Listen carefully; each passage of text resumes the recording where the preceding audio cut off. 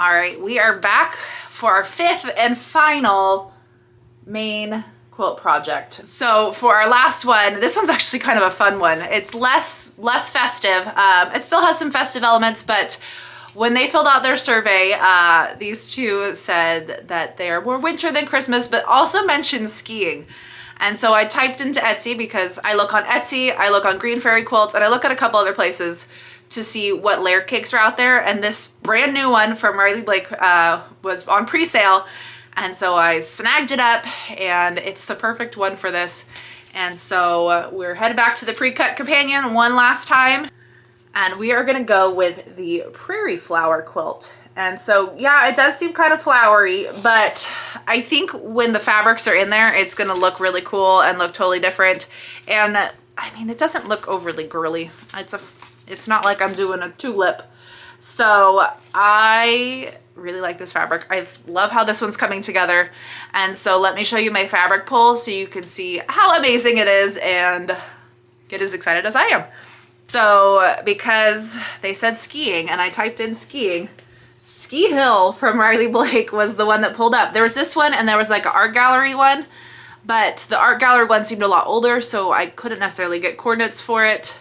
And so it's got all sorts of little skiers and mittens, and they are a lot of directional prints, but I felt like because I chose that prairie flower, I'm gonna be able to work them in there correctly so I can do directional as I need to.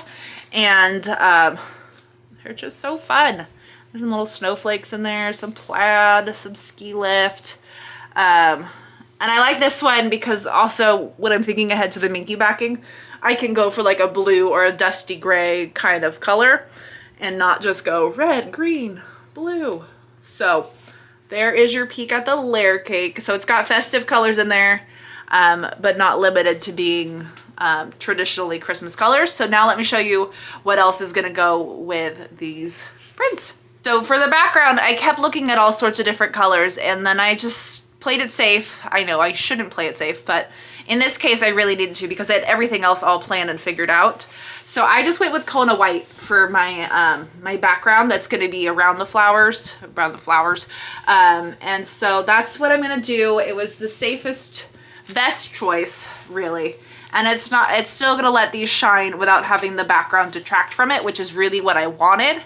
And so in addition to that, I also needed cornerstones, borders, and binding. So I shopped those from the collection itself on Etsy because that's my favorite place to shop late at night. And when I'm looking for something very specific, that's where I go. So let me show you the coordinates that I got to go with it, so then you can be as excited as I am to get this going. So this pattern specifically had another fabric for cornerstones. So I didn't want something too wild and out there. So I went with the little snowflakes to be my cornerstones that are gonna pop in between all the blocks. And then for my borders, I just loved this print so much. I thought it was gonna be super fun. So we're gonna have little skiers going around. Maybe they're kind of everywhere. They're kind of tossed. Are they tossed? I don't know. They're probably going downhill. When it comes to doing my border, I will probably do it so then they're facing out from the quilt. I don't think I got enough to make my sides go down and all that stuff. So we're gonna have skiers skiing all over. And then for my binding, this was just too fun to pass up. So this is gonna be my binding around the quilt, and I'm very excited about it. So that's gonna be a fun binding. I think this is my only one with striped binding, so I'm very excited about that. Just kind of give it a little pop of something different. And then let me take a look and see what cutting instructions we need first, because I don't think this one is gonna be like the previous ones where I just had cut 10-inch squares. I think there's gonna be a little bit more to this one. 3.5, yeah. So the background, 3.5 yards, includes blocks, sashing, and inner borders. So I'm gonna be cutting a lot of little squares and in sashing strips. So that's what's gonna be cut from the white. And then, do I need to cut my cornerstones yet? I probably could. Yeah, let's go cut some squares.